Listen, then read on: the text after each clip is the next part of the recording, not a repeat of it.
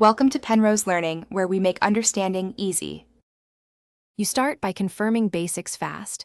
Check iOS version and that the mute switch and any focus mode are off because those silence alarms. Once done, open clock and tap the alarm you want to fix.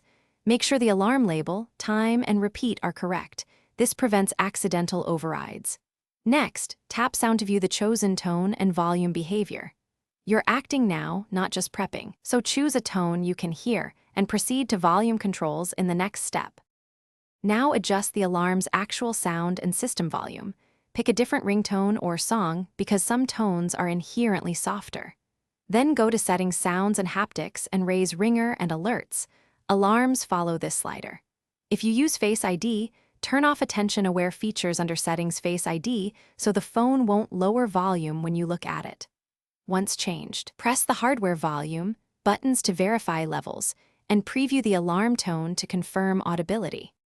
Finish by creating a test alarm 1 or 2 minutes ahead and stay nearby to observe.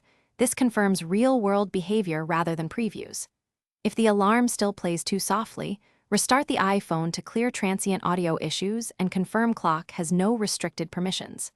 Make sure Bluetooth isn't routing sound to another device.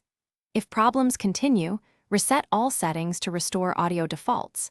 This keeps data, but fixes misconfigurations. Troubleshooting tip: test. Thanks for watching. If this was helpful, leave a like and consider subscribing. See you next time.